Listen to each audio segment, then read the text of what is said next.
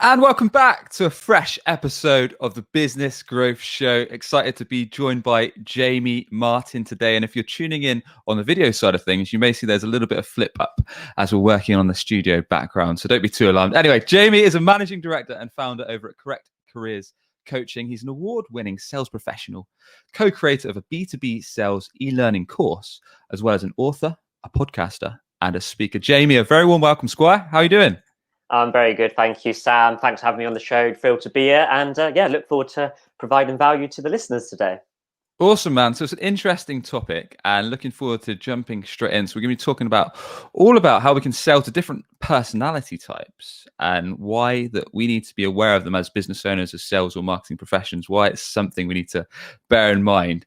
So first and foremost, Jamie, why do we need to know, why do we need to care? Why should I even be bothered? If I'm trying to sell to someone, why do I have to care about what personality type they may be? Why has that got to be in my mind?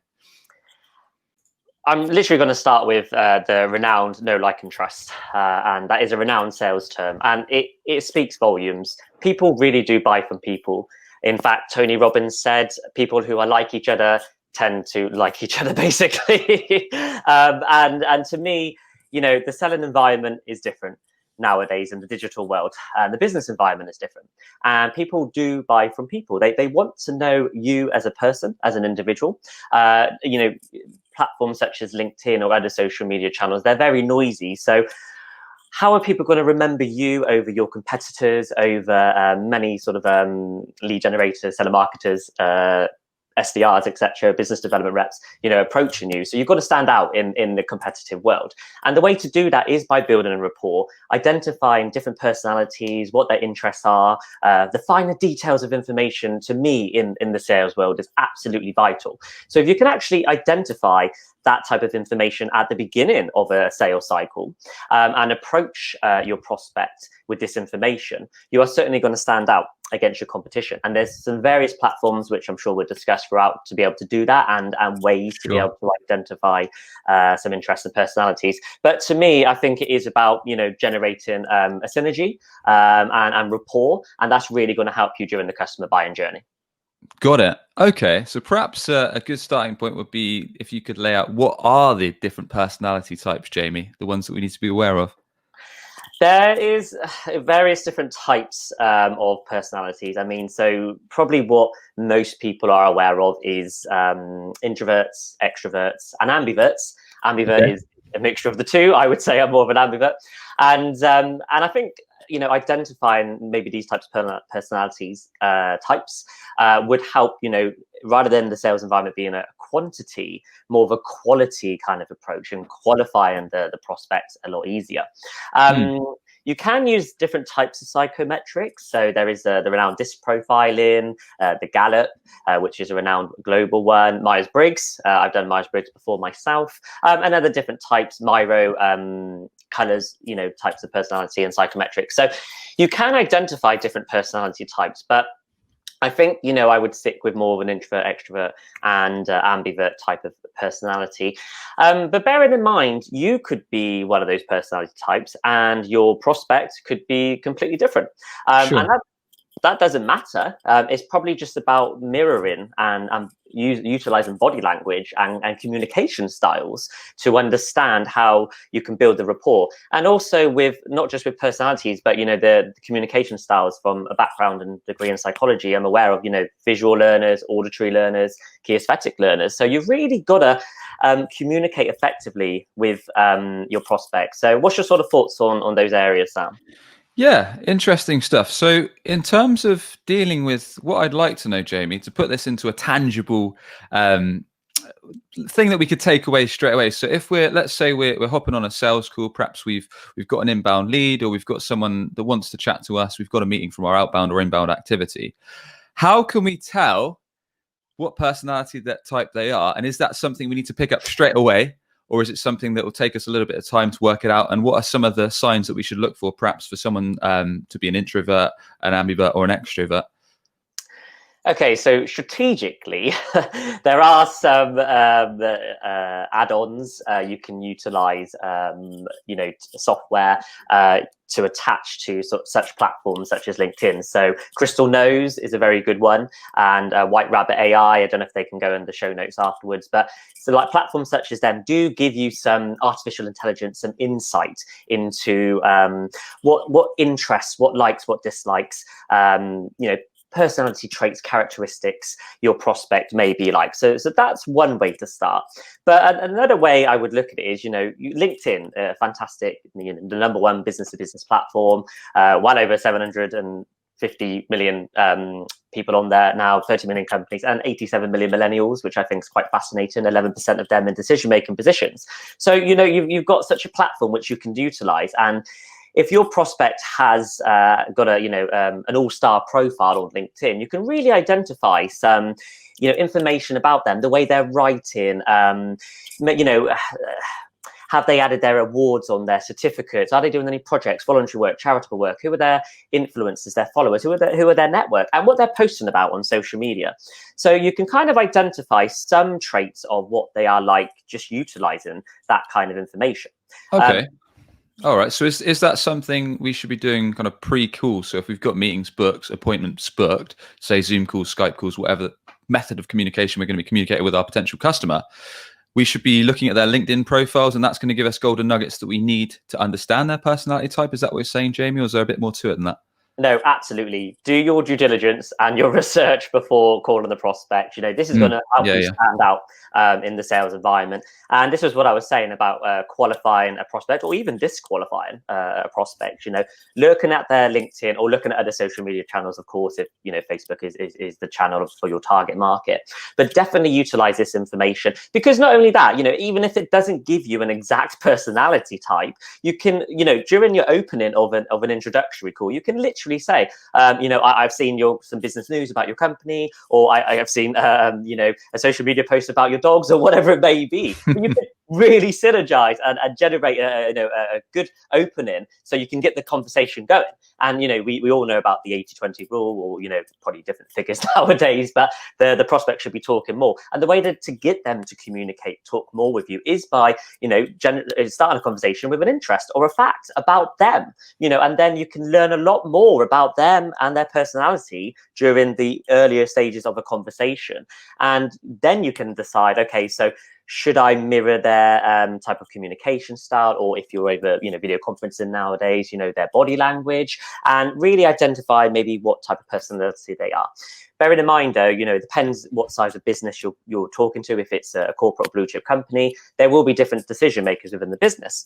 They're all going to be wanting something different from your product or service, and they're all going to have different personality styles. There's actually an article I've written about personality types of decision makers, and I referenced that using the animal kingdom, which I thought was quite interesting. So if it can be in the show notes, or people do have a look at my LinkedIn and the last article I've written, but it literally says what kind of behaviors they have and how they will respond to you. So it might be that some individuals are very analytical. I'm quite an analytical individual. So I'm not going to make a decision with you, a transactional decision, in a couple of meetings. I'm going to want to read and review the information and have a think about it. And you really just got to understand how, these types of, nuggets, as you said there, Sam, about what people are like and what they're going to be like during the customer buying journey.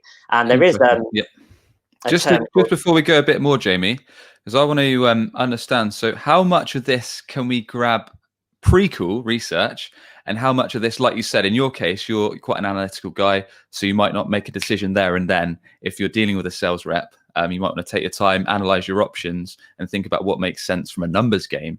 Whereas some people, like myself, I don't mess around too much. If I know what I want to move forward with in business, and I've looked at it beforehand, I might make their decision there and then. Whereas everyone, like you say, has got their different way of doing things, different way they like to do business and get deals over the line. So is there, how much of this can we get pre-call? How much can we get during the call? Perhaps this is what you're going on to say. And what signs should we look out for to kind of determine how we need to approach? Because the last thing we want to do is piss people off by trying to move too fast on a deal when it turns out that that's the complete opposite of what them or what their colleagues like to do business, and then we've lost the business purely because we've done what we like to do ourselves. Yeah, literally, I was just about to say, so we're on the same page. There's a term called science-based selling, and it is looking at the customer, so the behavioral side of the customer, what they're going through for the customer buying journey, and this could be used by various different types of psychological techniques. And of course, we're not privileged to all of that information, especially if we don't embrace that type of way of doing business and selling. But the principle is the same. What I would probably say is for most sales professionals, lead generators, put yourself in the customer's shoes. So it isn't really about you as the salesperson. It is about the customer. And so you asked the question, Sam, so how much information do we need before, during, and during the follow-up process? How long is a piece of string? It's going to be based upon individuals. So I would definitely say, spend a good, I don't want to put a time on it, but say 20-30 minutes, doing your social media research of someone, because that information is readily accessible. And then you can find a little bit of information, like I said, to open a conversation, build rapport early on, whether you're on a video conference or a phone call, or even via email if you can't get hold of them. And, really try and get that information to, build synergy straight away. And then during the call, you can ask these open questions and continue to ask questions to identify, okay, so first of all, are you the decision maker? What problems do you have? What value are you looking for? Have you used any competitors? Whatever it may be, really then ask these questions and find out as much information you can about, obviously trying to move that conversation on during the sales process. During these types of techniques, you can identify, okay, so if someone's seeming like they're very busy, or they're providing closed answers back, then you might understand, okay, so their personality type may be someone who just wants facts and figures, or they just need to understand the outcome, or your testimonials or what's worked before. So you really want to tailor your communication and your answers based on what they're actually like during the call, or video conference meeting, or whatever it may be. And then towards the end, I mean, follow-up is usually one of the areas that people aren't persistent with, and you really got to educate individuals to say that it's not that someone isn't interested unless they actually say no. It might just be that they have to go to other decision makers, or they need time to review it, like I said I probably would, or ask, is there any other information I can provide to you? So to answer the question, it's going to be different for everyone. But I think the more you can find out about an individual as a person, what their likes are, what their interests are like, what their personality style may be, and their behaviors, then you can kind of then mirror that during the whole customer buying experience. And I will say, from my experience in selling, that the finer nuggets of or detail of information you find out about a person, record it, write it down on your CRM system, or even if you're using a spreadsheet. For example, if I do remember ringing, it was a sales director of a renowned company, corporate company, and I rang them about 9:15 on a Monday morning, and my team thought, what are you doing? You're crazy, but that was the time I got hold of him. So I'm going to ring that person back exactly the same time and day next week. And those little bit of information can really help you in the sales environment. Okay, so from what I've gathered there, Jamie, it's also about asking great questions. So as simple as it sounds, really understanding their world, asking more about perhaps their problems, the project they want to get done, their goals, their buying cycle. So literally asking them how they do business, rather than assuming that they might want to follow your sales process, which in most of my mind, in mine especially, if I'm talking to someone, obviously we want to get the deal over the line as quickly as possible, but we want to make sure that the project is a good fit for us. We want to make sure that they're on the same page, that their goals are in line with how we do business and what we can actually deliver, and making sure they've, of course, got the budget to work with us. I guess understanding their sales cycle. So in your case, it might be a little bit slower than someone like me who tends to move quite fast, and it might be they've got a measure, which everyone's got their way of doing business. So I guess just weighing those up, right, and just understanding how they're going to go about it and putting their needs ahead of yours. Is that about right, or are we off the mark? No, absolutely. You reiterated that perfectly. It's about the decision maker, basically, and really finding out, so what are they looking for? If you're having a discovery call with someone, or you're on their second sort of video conference meeting, they are interested in buying from you, because they wouldn't be spending the time on it. So you really got to identify, okay, so what's next, and really guide your decision maker through the process of what you take them during the customer buying journey. But it is about them as an individual. So what type of information are you looking for? The question stage of a discovery call or a business relationship conversation is absolutely vital, because you can really identify, what they're looking for. Are they want to save time? Do they want to save money? Are they looking for long-lasting relationships? Obviously, it's going to depend on the value and the volume of the actual product or service you provide them. But the more information you can get them by asking questions, building rapport, and to be honest, all that be well and said, the relationship absolutely part of the call is probably, I would say, is the most important thing, because they're going to remember you. When you then follow up with them and communicate with them again, you've already built a rapport, so they're happy to reciprocate with yourself.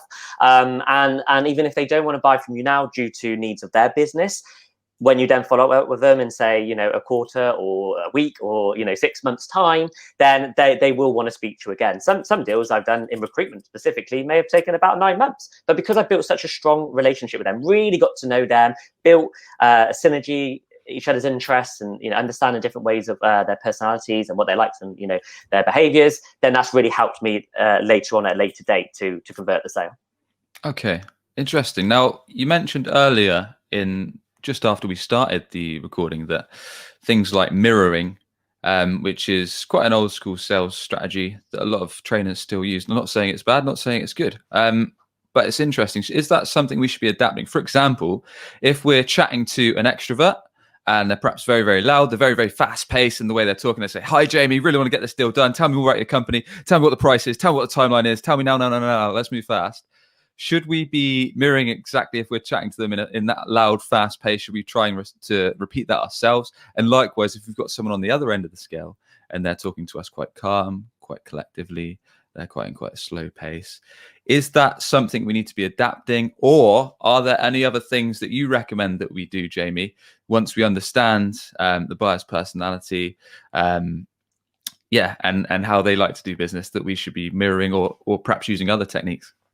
Well, yeah, it's certainly an integral question, and I'm sure anyone who's had sales training would have experienced that type of mirroring or using body language to help the buying process. My honest thoughts are, I don't think you should change as a person. I think you demonstrate authenticity and credibility by who you are. So although you are aware someone is maybe an extrovert or maybe an introvert, or their communication style may be different to yourself, you can certainly adapt yourself to communicate with them in the way they want to. So say they are an individual who wants to receive quite a bit of information, then there's no point in you just talking to them to convince them to buy. You are aware that they want to review information, so you can sort of guide them through the main points of a conversation and then follow up with the information requested. So you can certainly adapt your behavior to suit the need of the prospect. But I don't think you should change as a person. So if someone, I naturally speak quite quickly because I'm always passionate and energized all the time. Sure. So I would expect someone to change, to be exactly like me, and me to be exactly like them. You are who you are for a reason. So I think you can certainly, make sure you are communicating with them in the way they want to be. But I think they're going to remember you more by the consistency. So if you change the way you are initially on the call just to suit them as a personality type, then the next few times you have to continue to do the same. So the honest answer, be yourself, because they will remember you. And if they're going to want to work with you, they're going to want to work with you. If you don't have a synergy, you don't have a synergy. You can't change the person you are. But I would say that it is important to make sure you are ticking the boxes to them. So just understanding, have they understood what you've said and how you've said it? So it's just asking the open questions. Did you want to go over any more information? What type of information are you looking for in my follow-up? So just checking, clarifying with them, what it is they are wanting from you at that time. I think that's probably the best advice I would give for that at that point, because like I said, you can't change who you are. But again, like I said, so if someone was an extrovert, their main target market might actually be introverts. So it's not that they need to change as a person. They might just need to do a bit of due diligence to understand what their introverts target market is like. So it might be that they prefer to communicate over LinkedIn direct messages. So that might be a good communication style. One of my clients, we actually communicate over WhatsApp. So it's finding out the behavior of your prospect and then adapting your behavior to suit their needs. That's what I think I would say to the listeners taken away from this is, finding out how they prefer to communicate. Again, we use video conferencing now more than ever, obviously, during a pandemic and in a digital world. But some people still like to speak on the phone. And that might be because, they're more of an auditory listener. So it's just, you could even ask the question, how do you prefer to communicate, or what method do you prefer to communicate with? I think that's probably a top tip to take away, and then that's really going to help you every communication you have with your prospect. Such a good point. Such a good point. Yeah, it's interesting, isn't it? Because some prospects you will never get hold of them on the phone, but then you might connect with them on LinkedIn, and then they'll start messaging you back straight away once you're connected, or you might try them on WhatsApp and they like that, or you might have text or whatever it may be. But what you thought initially would be the best way to get hold of them, it's completely opposite. Or sometimes they're like a mix of all 3 or 4 channels, or whatever it may be: email, call, voicemail, Skype, WhatsApp, Zoom, whatever it may be. But yeah, it's a great point. It's really, like you said, just simply asking the question, which channel works best for communication. Because ultimately, it doesn't matter what you like. It's what your ideal customer likes. And if they prefer WhatsApp, then crack on with WhatsApp if you want to get that business over the line. Okay, well, we've covered quite a bit about research, discovery, and kind of throughout the kind of start and middle of the sales process. In terms of, let's say, closing deals, bringing business in, are there any things we need to consider in terms of that side of things, Jamie, actually getting the deals over the line? Or is it more important that we just ask these questions during that sales process so we understand what the decision criteria is for them? Have we already covered that? Or is there other things that we need to consider? Yeah, I mean, during a sales conversation or a pitch, it is about needs-based selling. So the more open questions you ask and actively listening to your prospect, you are going to identify, what areas that you need to provide them during the negotiation stages, during the closing parts of the conversation. So I think it's really about, finding out, problems they may have had, or what solutions they're looking for, and what value and your USPs, your unique selling points you can provide to them. Back that up with case studies, testimonials, analogies, etc. And then you can certainly provide that information in the closing stages.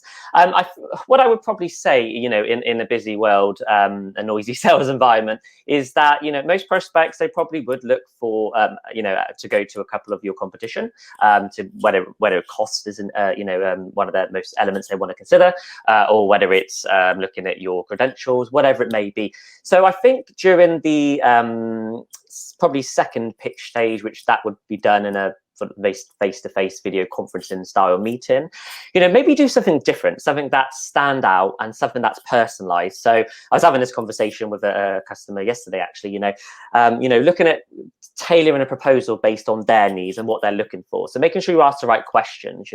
If cost was an objection of theirs, then maybe do an introductory offer, or if it was terms and conditions like payment terms, then look at how you can sort of change your sort of terms and conditions to suit their needs. So that's what's really important during the questioning stage. But what I mean about personalizing and being innovative and creative, well, for example, say you were going to do a proposal, or after the first introductory conversation you had with them, why don't you send them a video message and say, it's great to speak with you. These are the main points we've addressed. Looking forward to our next conversation. Let me know if you need anything prior, or here's my follow-up proposal, personalized on the points you are looking for. Because I think most people would probably say is that we don't want to see loads and loads of information nowadays, because we are comparing and we are bombarded. So if you personalize it and give them, precise, exact type of information they're looking for, they're then generally looking to probably proceed quicker with you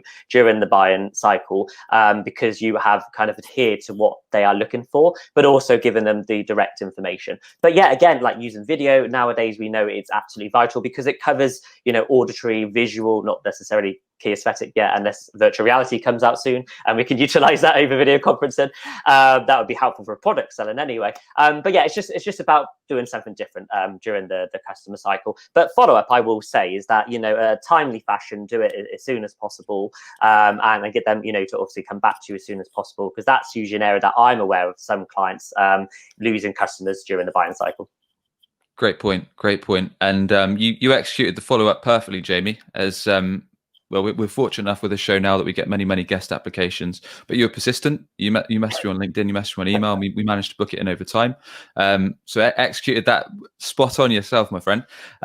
Now, that's one thing that might be interesting. So we've talked about most ends of the sales cycle, but in terms of follow up, is that again something we need to take into consideration, people's personality type? Because we know no one really likes to be hounded with a constant email reminder, just checking up how this deal's doing, just checking if you're ready to buy. Just wanted to see if you're ready to buy today. That doesn't help anyone. You're not offering any value. We all know that now, or we should do. Is there any ways that you found quite effective, Jamie, when you're talking to different personality types, in terms of effective ways to follow up, whether it was via video, whether it was via call or email, and different ways to try for different types of people? Yeah, I mean, first of all, I would set expectations. So my experience is that if I respond to someone very quickly, and we're talking within the hour of a conversation you've had with them, it shows the prospect that this is the way you work as an individual, and you're efficient. You're direct in what you need to be able to do, and you are obviously passionate about working with that customer or client, and then they know that's how you will work with them moving forward. So my advice is follow up straight away. You are then going to probably have to wait a certain period of time for the prospect to come back to you. And that's the part where I think it needs to be based on, what your decision maker may be like. So I think it's just probably, first of all, clarifying questions such as, is there any other decision makers involved? What sort of time frame are you looking at to respond to me? And then you can do some touch points during the follow-up process, which doesn't look too persistent. So just checking you receive the information. Is there anything else I can provide to you? Do you want to have another conversation in case there wasn't anything clarified in our first couple of interactions? I think is probably the best answers there. But what I would probably also say is that different personality types, whether they are reviewing the information analytically, whether they just want to hear a cost, you've got to be aware of that in the follow-up process. But like I said, don't feel despondent if someone hasn't come back to you straight away, or they haven't bought from you straight away. Most relationships and deals are done over time. And even if they don't come back to you in a couple of months, it might be that they do business with you in say 3 to 6 months time. So your cadence, your series of actions, and your touch point should still be there, and that would lead us on to account managing effectively. And even if that was a prospect, so what can you do with that prospect maybe in a week or two time, or maybe in a month's time? And it might be just sending them some sort of value gift, whether it's a white paper or whether it's some how-to tips or whatever the articles you've written, just to keep in touch, but in a very sort of nice way, really. So those would be some of my advice on following up with. Yeah, I like it. It sounds like staying top of mind. So even if you know that particular deal might take a few weeks, a few months to come in, rather than pestering some of them, actually sending them useful materials, like you mentioned, whether it's a white paper, a guide, a video, a podcast, whatever form of media it is that is actually going to be useful and relevant to the conversation you've been having. So rather than just sending the same old follow-up emails or calls, you're actually providing them something that they're genuinely going to find interesting, and at the same time keeps you at the top of mind when they're ready to do the business, I guess. Absolutely. Just to go full cycle back to where we started, people are kind of buying from people. So, the more you are building relationships, then the more they are likely to come back to you. And again, if they mention something during the initial interactions you had with them, maybe it might be about a certain industry topic or business news or market insights, whatever it may be. If you see something like that, send them a link to, you say, remember we talked about this, just thought this might be useful. The more you go above and beyond, the more you personalize your touch points with a prospect, the more they're going to remember you. I mean, if we talk about sort of like neuroscience and emotionally buy-in, it is about how we feel when we buy. And if you can provide trust and likability and authenticity with your prospect, then, you know, at the point when they are ready to buy from yourself, whether it's immediately or, you know, in a few months' time, you've really helped them during that customer buying experience by how you've presented and demonstrated yourself. And there's been various examples I can give, you know, of how I won business just by, you know, making sure that I follow up efficiently, I provide them the information they're looking for, I'm aware of, you know, how they like to communicate, and then I make sure that I follow up with them, you know, just to keep in touch, like you said, Sam, be at the forefront of their mind, and then they do come back to you to buy. Jamie, that was a perfect way to wrap it up, mate. With that, I want to thank you very much for coming on, sir. And do tell us more about how people can learn from you, how people can connect with you, and the best way to get in touch. Yeah, appreciate being a guest on your show, Sam. You know, really enjoyed our conversation. My, you know, primarily communicative tool is LinkedIn. So if you want to connect with me, it's Jamie Martin with BSc on LinkedIn. Be happy to connect. But my website is correctcareerscoaching.com. Excellent. Thank you so much, sir. So we'll put everything on the show description over at businessgrowth.marketing. Thanks once again, Jamie. Really appreciate you coming on. Thanks again, Sam. Cheers, man. If you enjoyed the show, be sure to hit subscribe on your podcast channel of choice. We interview business leaders each and every week to provide actionable tips across sales, marketing, all to help you grow your business. Thanks again. We'll catch you on the next episode.